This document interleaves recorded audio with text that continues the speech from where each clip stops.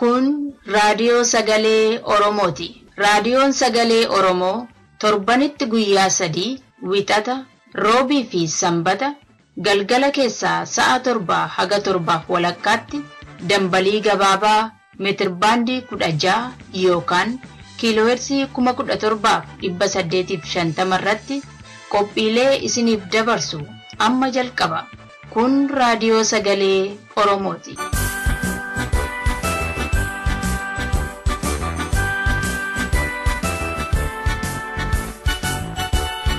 Heera deebisuudhaaf daggala seenanii Oromummaa tursuuf deemsa eegalanii guyyaan guyyaadhaalee baatiin lakkaawamee bara darbee dhufuun waggaan ida'amee tokko lama jechuun meeqatu wareegame.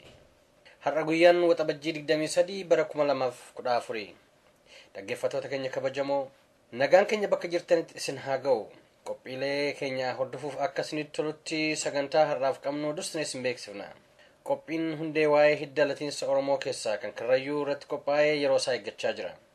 Dhaggeeffattoota keenya kabajamoo har'a qophii fayyaa hawaasaa hin qabnu. Bakka isaa qophii addaa qabna. Hunda dura kan dhiyaatu oduudha. An kan isin keessummeessu ilma abbaa gadaatii amma gara oduuttiin isin dabarsa. Akka mul'atan dhaggeeffattoota keenya oduu sa'aatii kanaaf qabnu sin dhageessisaa oduu kan sin dhageessisu dhaabasaa Waaqjiraati. Mootummaan Itoophiyaa humnaan uummata dirqisiisee akka hiriira ba'an gochuuf yaaliin godhe uummata biratti fudhatama akka dhabe maddeen ibsan. Akka maddeen keenyaan borraanuuf ibsanitti hiriira deeggarsa maastar pilaanii fi mormii gaaffii barattoota Oromoo qindeessuuf maallaqni hedduu dabballoota OPDOf kennamee ture. Haa ta'uti uummati magaalaa Amboos ta'ee naannoo hiriira ba'uun mormii isaanii mootummaa Itoophiyaa irratti dhageessisaniiru. Uummanni magaalaa Amboo immoo akkuma barame fuula naxalaa isaa ol garagashatee kofiyyaa azanii uffatanii gara magaalaa akkuma isaan jedhanitti hiriira nagaa ba'aniiru. Haa ta'u malee hiriira nagaa kana erga ba'anii booddee akka mootummaan jedhetti kaayyoo isaan jedhan galmaan ga'uuf kun taane erga ba'anii lammiin hidhamee nuuf haa hiikamu. Namni du'e gumaan isaa nuuf haa barbaadamu. Lafti keenya lafti Oromoo lafa Oromooti. Oromoo itti fayyadamuu qaba. Alagaatti kennamuu hin qabu. Amma saanaan nun uummanni Amboo barataa yuunivarsiitii barataan kolleejjii sadarkaa kamirrayyuu jirru gocha mootummaan wayyaanee qabeenya uummata Oromoo irratti bakka adda addaa irratti akkasumas hidhaadhaan ibsaan saamichaan geggeessaa jiru hin balaaleffannaa. Edee uummanni faallaa isaatti akka mootummaan jedhetti otoo hin taane mormii isaanii diddaa isaanii magaalaa Amboo keessatti taasisaa oolanii. Akka qeerroon gabaasetti uummata Oromoo godina Shawaa Lixaaf magaalaa Amboof naannoo ishee sagantaa mootummaan Itoophiyaa baase kamiyyuu lagachuu fi diduudhaaf illee murteeffatanii akka jiran hubatameera. Dhaggeeffattoota keenya gaaffiif deebii gabaabaa barataa hiriira sanarratti hirmaate waliin godhe oduu boodan isiniif dhiyeessa. Dargaggoonni Oromoo 557 ta'an mana hidhaa Maakalaawii keessatti hidhaa fi dararamaa guddaan irra gahaa akka jiru maddeen ibsan. Maddeen keenya Finfinnee irraa akka nuuf gabaasanitti barattootaaf dargaggoota Oromoo kunneen keessaa kaan isaanii yuunivarsiitiiwwan biyyattii keessaa Oromummaa isaanii shakkamanii kan hidhamanidha.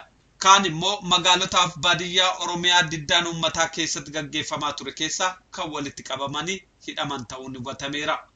Yeroo ammaa kanattis barattootaaf dargaggoota Oromoo 457 otoo mana murtii kamittiyyuu hin dhiyaatin halkaniif guyyaa Maakalaawii keessatti reebamaa akka jiran beekameera.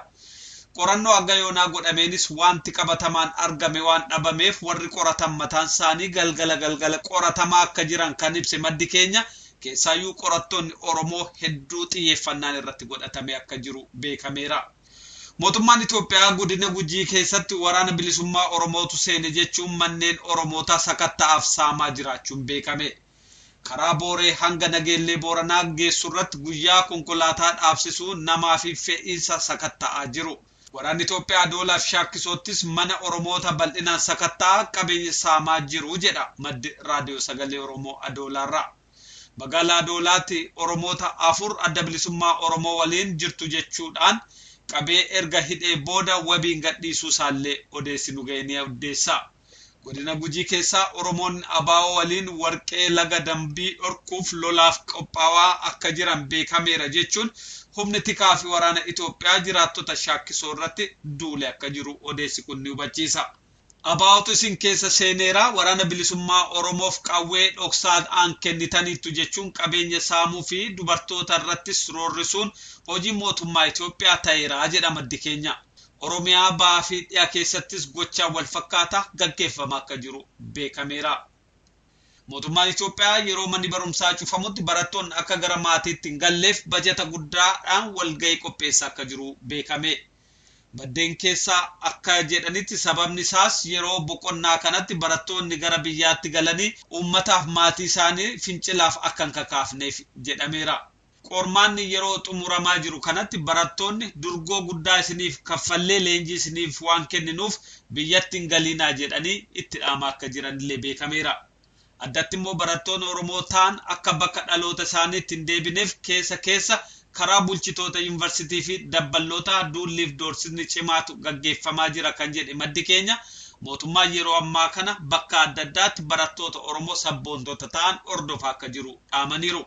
Akka maddi keenya kanaatti fincila diddaa gabrummaa adda durummaan barattoota Oromoon deemaa jiru kanatti mootummaan Itoophiyaa hedduu rifateera. Barattoota qabxii guddaa qaban ijoo ta'anii fi eebba jala ga'an qabee hidhuu fi gara dabarsuun fincila sana doomsuuf akka tooftaatti fudhatee jira. Abbaan murtii pirezidaantii Iraaq durii Saadaam Huseen irratti murtii du'aa dabarsanii turan ajjeefamuun gabaafame. Oduun biyya Iraaq irraa ba'aa jiru akka ibsutti abbaan murtii Raa'uf Abdurrahman kan bara 2006 Saadaam Huseen irratti murtii du'aa dabarsan humnoota hidhattootaan ukkaanfamanii erga fudhatamanii booda ajjeefaman. Akka maddeen kunneen ibsanitti abbaan murtii kun humnaan butamanii kan fudhataman waxabajjii 16 bara 2014 yoo ta'u guyyaa lama booda tarkaanfiin irratti fudhatame. Adda warraaqsa Iraaq kan jedhamu ISIS ofiin kan jedhu gareen finciltootaa kun fuula feesbuukii isaarratti akka ibsetti abbaan murtichaa kan ajjeefame murtii dabaa pirezidaantii Iraaq duraa Saadaam Huseen irratti dabarseef haaloo ba'uudhaaf kan fudhatamedha. Mootummaan Iraaq abbaan murtichaa butamuusaa amanus haga yoonaatti ajjeefamuusaa laalchisee waan jedhen qabu. Yeroo ammaa kana keessa Iraaq keessatti gooliin guddaa ka'ee wayita jirutti Ministeerri Haajaa Alaa Ameerikaallee Baagidaad seenanii akka jiran beekameera. Oduu saatii kanaaf qabnu kanuma qophii fi waliin nagaan tura. Mee guyyaa kaleessaa iliila magaalaa Ambootti gaggeeffame akkam ture naa ibsime. Haalli guyyaa kaleessaa naannoo magaalaa Amboo irratti ture egaa akkuma kalsirraa beekamu diddaa mootummaa wayyaanee irratti gaggeeffamu wajjin wal qabachuudhaan magaalaa Amboo keessatti kaleessaa mootummaan humnaan uummataan hiriira nagaa bahaatii balaaleffadhaa warra mirga isaaniitiif falmatanii warra biyya isaaniitiif du'anii warra lafa isaaniitii fi gaaffii mirgaa gaafatanii hiriira nagaa bahaatii balaaleffadhaa jedhee humnaan akkuma beekamu ganama sa'aatii 2 irratti ture uummata dubartiidha dhiiradha guddaadha xiqqaadha hin jedhiin humnaan baasuunsaa yaadatama. Haa ta'u malee uummanni magaalaa Amboo immoo akkuma barame akkuma beekamu haara'u malee fuula naxalaa isaa ol garagashatee kofiyyaa azanii uffatanii gara magaalaa akkuma isaan jedhanitti hiriira nagaa bahaniiru. Haa ta'u malee hiriira nagaa kana erga bahanii booddee akka mootummaan jedhetti kaayyoo isaan jedhan galmaan ga'uuf kun taane erga bahanii lammiin hidhamee nuuf haa hiikamu. Namni du'e gumaan isaa nuuf haa barbaadamu. Lafti keenya lafti Oromoo lafa Oromooti. Oromoon itti fayyadamuu qaba. Alagaatti kennamuu hin qabu. Amma taanaan nun uummanni Amboo barataa yuunivarsiitii barataan kolleejjii sadarkaa kamirrayyuu jirru gocha mootummaan wayyaanee qabeenya uummata Oromoo irratti bakka adda addaa irratti akkasumas hidhaadhaan hirichaan saamichaan geggeessaa jiru. Hin balaaleffannaa jedhee uummanni faallaa isaatti akka mootummaan jedhetti osoo hin taane mormii isaanii diddaa isaanii magaalaa Amboo keessatti kaleessaa oolanii gara kanaan innaa ta'uusaa baruu gara dhumaarratti loltoota gadhiisuudhaan humna waraanaa gadhiisuudhaan isa ganama kadhatee baate amma immoo akka gadhiisanii hiriira nagaa dhiisanii gara mana isaaniitti galanitti reebichi si'a akkuma barameetti dhufe Kana bichaa miti wanti nama gaddisiisu saamiti jira. Loltuu wayyaanee mootummoonni wayyaanee hidhattoonni isaanii waqaatonni saamita kan isaan gaggeessan. Tokko hattoota ari'atanii doormii gibbii yuunivarsiitii erga gashanii wajjin galanii booddee reebanii hidhuu qofa osoo hin ta'in moobaayilii fi maallaqa isaan qaban hunda saamuudha. Akkasumas abbootii qabeenyaa Oromoo jiraattota adda addaa daldaltoota amma manaatti seenuudhaan reebicha bakkeessuudhaan qabeenya kan isaan saamaa turani. Hamma ammaatti kaleessa kan jalqabame hanga yeroo kana amma immoo hiriira bahuu diddanii hiriira baanaan faayidaa mootummaa dubbisanii mootummaatti mormi kan jechuudhaan shanee kan jedhamu jira. Shanee jedhaa sobee walittidhaa wal hordofaa namni shan wal hordofaa. Amma maaltu ta'aa jira ree magaala sanatti? Amma immoo lammataa hiriirri nagaa bahamee takka kaleessa mormii mootummaa irratti dhageessistan otoo hin taane dhageessisuu kan qabdan mootummaa waan gaarii godhe kallattii irratti kan jedhu gama mootummaatiin hiriirsanii hiriira nagaa bahuu qabdu. Hin baatanii akka kaleessaa immoo baatanii sagalee mormii dhageessistu yoo ta'e shaneen keessanii hin hordofaa nama shan jira shaneedha wal hordofuudhaan hiriira nagaa baatu jechuudhaan ammallee hanga ammaatti yoosis reebicha nama kana baqateera amma namni uummanni mana gadhiisee inni kaan gara Finfinnee inni kaan gara kallattii adda addaa gooda mana gadhiisanii tamaariin eebbifamuudhaaf yuunivarsiitiin fuulduradha waan tokko gibbiidha ari'atame jiraataan magaalaa gara jirutti boqonnaa dhabe halkan dukkanoofnaan manatti itti kan galamu reebicha akka kanaa akkaataa kanaa itti dhufaa amma immoo ganda irratti walitti qabuudhaan loltuudhaan hordofuudhaan itti marsuudhaan hiriira nagaa lammata bahuu qabdu. Hiriira nagaa lammata baatanii dhaadannoo fidoo nageessisanii taanaan rakkoo keessatti shanee keessanii wal hordoftanii haqxanii bahuu qabdu wanta jedhamu jira. Amma kanaan doorsisa guddaa jira uummanni rakkina guddaa keessan jira. Dhumarratti dhaamsati dabarsitu maalinni? Inni laallatu hundumtuu haa'uun qabu uummanni Oromoo sadarkaa kan jiru al jechuun qabu qabaa itti fufuu qabaa uummataan boomiti Oromoon hundi sadarkaa jirutti bakka jirutti socho'uu qabaa inni kun itti dhaga'amuu qabaan jedha. Ayyee barataan lammii hedduu fayyaa naa ta'e ulfaadhu.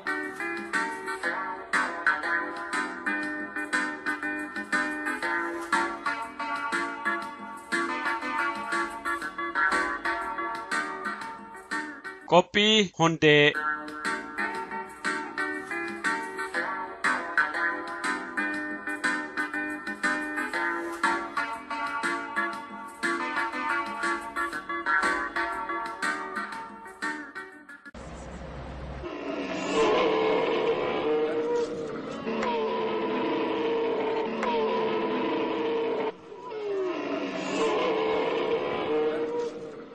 Kun gaara Fantaalleen gamatti kan dhaga'amu sagalee gaalaati.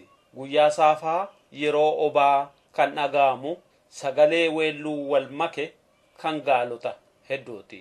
Gaalotaan duuba immoo sagaleen dardaroota akkanaan qillisa.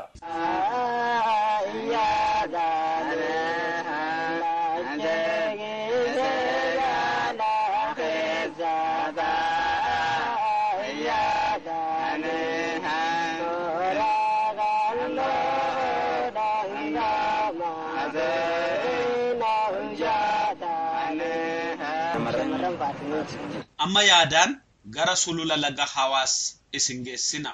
Sulula kana keessa gosa Oromoo keessaa kan aadaa, amantii, taliigaa fi jireenya Oromoo ganamaa waliin jiraatan gosa Karrayyuu agarra. Abbabaru maneessa sinisirbo maneessa dandeessa min dandeessa maneessa hayye mane dura mane hayye laliya maniye Kenya simiti biya dagan aru ittin bani rasa gonni lobbo lalo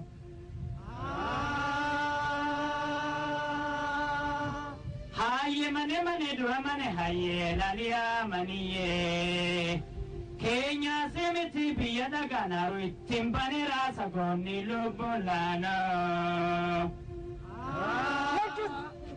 Ana qondaalcha Karrayyuu ijoollee Oromoo kan eenca duchiisu kaarbaan lolu ka qeerransa gangalchuu akkana jetta. Akkamiin jaaree babaru. Ana qondaalchichaaf akki jettu Argobbaa daarii bichaa abbeettuu diina bubbutaa akkanumu jedhe. Wallee jettani baaba. Wallee na qondaala follee jedhe. Karrayyuun bara yeroo fi gadaansaa dheeraa ta'e keessa hidda latiinsa Oromoo keessaa bahee hawaasiin gamatti kan argamu tulluu Fantaalleen daatee jireenya isaa of eegale. Manguddoonni Karrayyuu akka himanitti adeemsa bara dheeraa keessa hawaasti Oromoo gosa Karrayyuu waan inni jabeessee qabate keessaa karra sadan bobbaafatu jechuunis gaala, loonii fi re'ee, aadaa Oromoo, amantii Oromoo isa ganamaa jechuun waaqeffannaa, sirna bulchiinsa Oromoo isa aadaa Oromoon hidhata qabu gadaa fi afaan Oromoo akkasumas faayaa Oromoo jabaa kan ta'e akkaataa uffannaa, akkaataa itti filannaa, akkaataa itti saalaa fi umurii mul'isan addatti baasanii kan qaban gosa hedduu sabboonaadha. Namni ilma Karrayyuu tokko arge akkatti inni afroo isaa kimkim godhee bareechee filaturraa kaasee akkatti inni oolgaturraa fi gilee isaa immoo dalga hidhaturraa ka'ee Karrayyuu beekuu ni danda'a. Shamarran Karrayyuus daabee isaanii asii achi dha'anii rifeensa isaanii gunfuree miidhaguu agarsiisa. Eenyummaa Oromoo isa miidhagaa fi faayaa mul'isuutti argaman.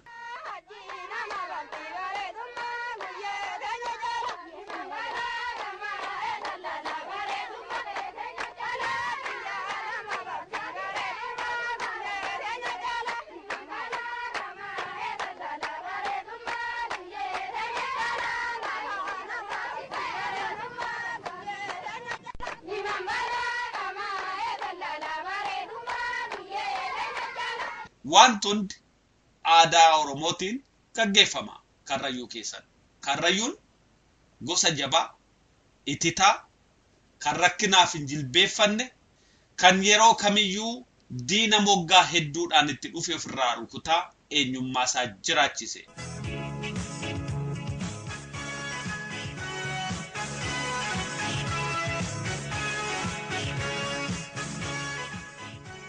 Qubsuma gosa Karrayyuu yoo ilaalle karaa kaabaa fi kaaba dhiyaa warra Affaar warra isaatu isaaniin daangessa. Karaa kaabaa fi kaaba lixaa immoo gosa Amaaraati isaan daangessa. Oromoo gosoonni adda addaa Tuulamni, Jilleen akkasumas ituun isaaniin marsanii jiran. Gama tokkoonis gosti Arsii isaaniin daangessa. Kanaan daangeffamanii bakka mataa haaraa jedhamus wiirtuu godhatanii baanii galan. Yeroo baanii galan kanatti waan godhan hunda jiruu isaanii waanuma Oromoo ganamaatti galchan. Iddoo Oromoo irraa baanii adeemsa keessa wal horanii sirna baallammii gosoota Oromoo kan keessa jiru jechuun kan iddoo lamatti baasaniin of qoodan. Kana jechuun Oromoon Booranaa Baarentuu akkuma jedhu Karrayyuu birannaa geenyu hiddi baallammii baasoo fi dullacha ta'a.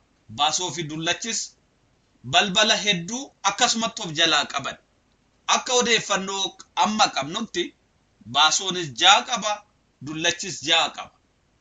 Iddoo tokko tokkotti 3 sababatti qoodaman ni qabu. Jireenya isaanii akkasiin dhinsanii jiraatan. Karrayyuun haga yoona tifkattummaadhaan jiraatu. Karrayyuun waan ittiin beekaman keessaa yeroo hedduu kan dhaamu aadaa Oromoo kan ganamaa akkasumas amantii Oromoo waaqeffannaa bulchiinsa Oromoo gadaadhaan beekamu. Isaan kana jabeessanii itti bulu. Gosti Karrayyuu kana malees tifkatteedha.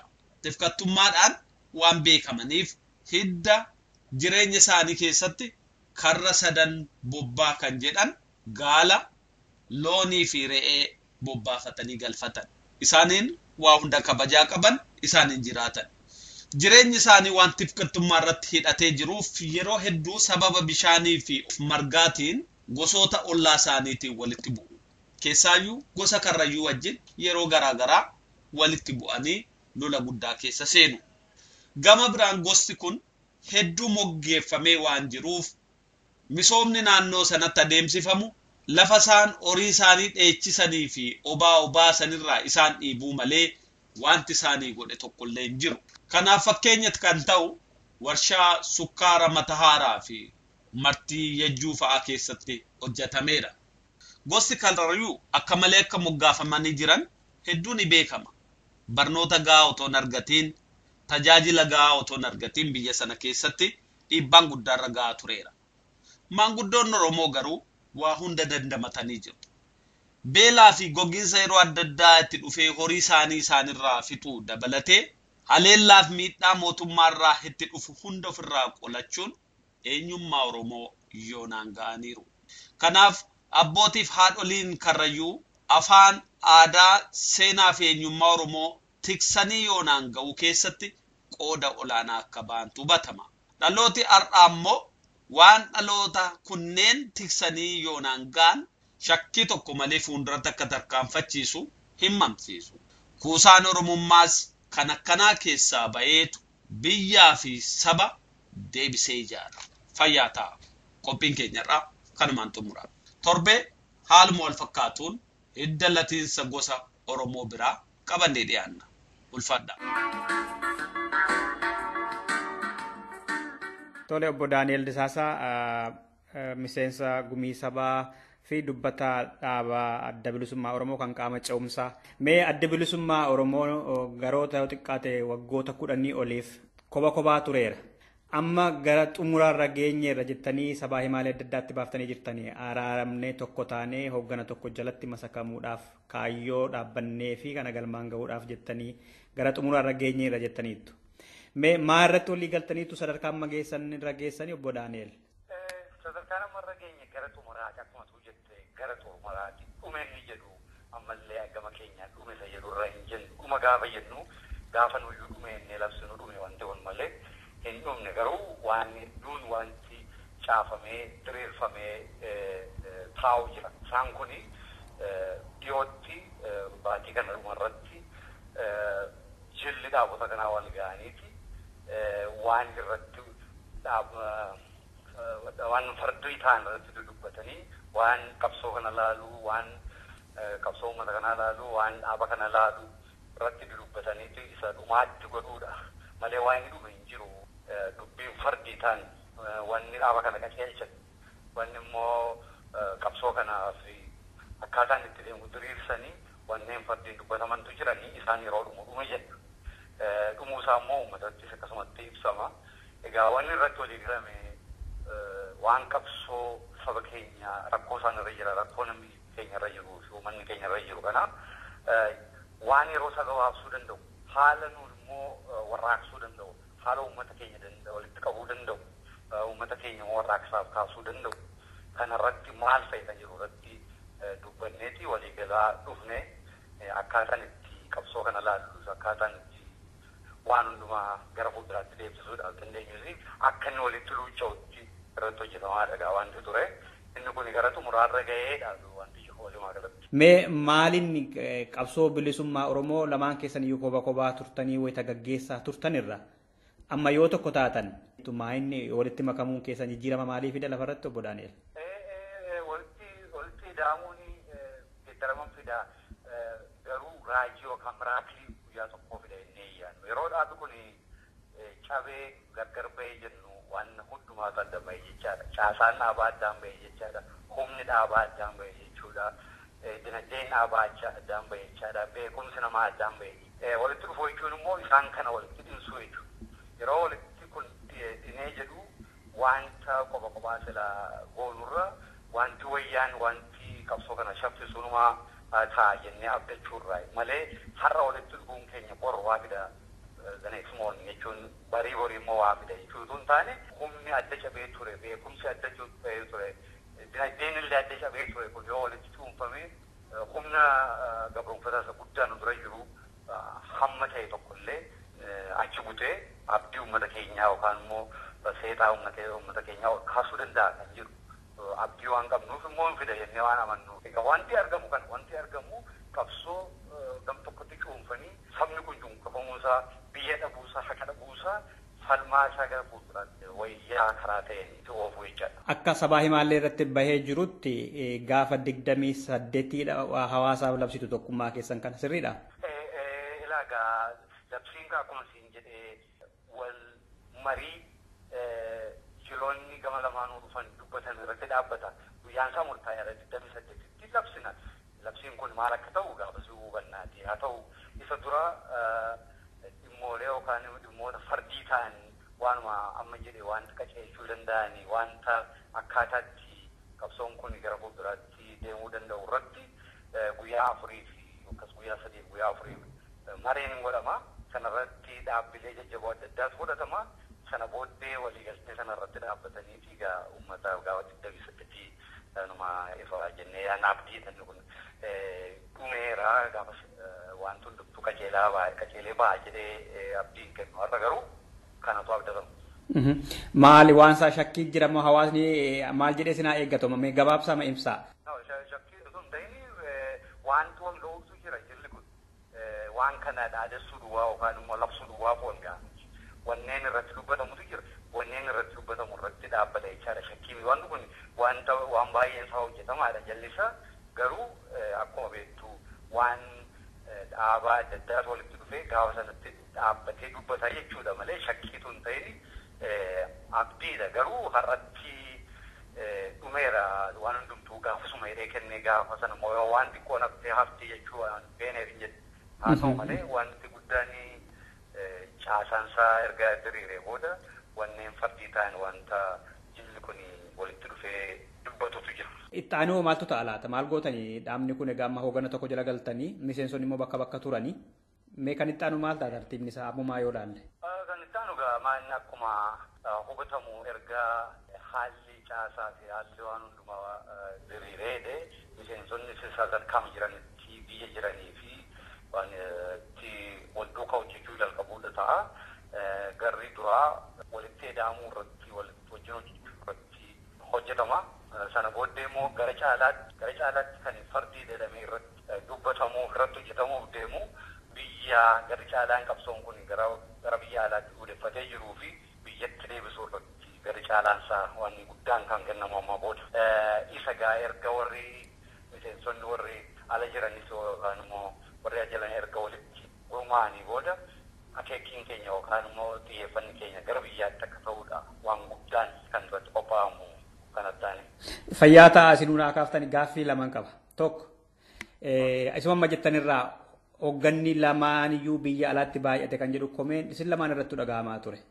Amma waliigaltee kanaa booda hoogganni diyaasporaa kana taa'etu qabsoo akkuma durii jedhamaa baatan kana gaggeessitu moo hoogganoonni ala jirtan gara qeetti hiiktu? Ilaagaa kun wanta fardii dubbatamu jedhe keessaa iyyuu tokko ta'a. Hoogganni biyya taa'uu fi biyya taa'ee biyya isa falmanu sanarra taa'uun dirqamu kuni wanta tilmaataan goonu miti jaalala malees waan ta'u numa jira haa ta'u immoo amma booda akka inni nu baafnes akka inni qabsoo gara saba keenyas gara fuulduraatti hin baafnes hubatamee jira natti fakkaata gara hundaan. Kanaaf falmiin tokko yookaan immoo isteeppiin natti dura nagaawatti inni taanu maaliini isa kana jechaadha. Isa kanatu akka miseensaattis akka hoogganaattis akka maalittis dhuudhamni hojii dachii falminu sanarratti xiyyeeffataa jechaadha. Kanaaf anis akka inni itti amanutti achitti ta'uturra jira biyya falmanu yookaan biyya sabichuu qofame jira jennutti ta'uturra jira. Kun immoo akkuma biyyi uummanni cunqufame tokko godhutti ta'a hankeenya haaraan ta'u. Kanaaf tokko hojii guddaan inni guddaan nu eeggata jedhamu keessaa inni hangafni isa kana. Gaaffiin kooni lammaffaa fi inni dhuma namoonni ija shakkiin si ilaalaa turan dhaabota kana lamaan hin sobu maleen araaramanii jedhamaa turtani. Yoo milkaa'e amma akkam jettanii deebii kanaan dura gaaffii isin irratti qeeqa dhiyaataa tureef? Egaa namni hundumtuu waan shakkuuf qaba. Inni shakkuu akkaataa sababa adda addaa qabaata. Garuu wanti guddaan maalitti amanaadha. Dhaabni akka dhaabaattis akka namaatti namni tokko namni qabsoo Oromoof hadoodu tokko maalitti amanaadha wanti hundeen saba kana cunqurfama keessa irraa yookaan biyya dhabiinsarraa kunne gara wayiitti bunnamoo akkasumatti maqaa moggaafannee teenyaadha wanti. Kanaaf shakkiin dhaabbii individual yookaan nama tokko irratti yookaan immoo akka gurmuuttis ta'uu danda'a. Kanaaf shakkiin maaliif akka ta'u gadi fageessee beekuu hin danda'u maaliif sababa adda addaa dhiyeeffata nama hundumtu. Wanti nama qabsootti fayyadise nama biraas tokko godhu akkaataan itti haalaalaan tokko ta'u. Nummoo dhimma qabna, koozii qabna, waan lolluuf yookaan immoo waan falminutu jira. Isa sana akka tokkotti ilaaluu dandeenyaan shakkiin baduu danda'a maaliif waanuma tokkoof deemna taanaan homaa yoo garuu akkaataan itti ilaalu ca'uu baate inni shakkiidha ture amman dura wanta kana gaanii soolbii goone irraa jenne. Tole obbo Daani'el Disaasaa miseensa gumii sabaa fi dubbii himaa adda bilisummaa Oromoo qaama ce'umsaa adda bilisummaa Oromoo kan shanee gumiitiin hoogganamu waliin araara xumuraarra ga'uu laalchisee haalarra yeroo irratti ibsanuu kan itaniif maqaa dhaggeeffattoota raadiyoo sagalee Oromootiin guddaa galatoomaa isiniin jedha.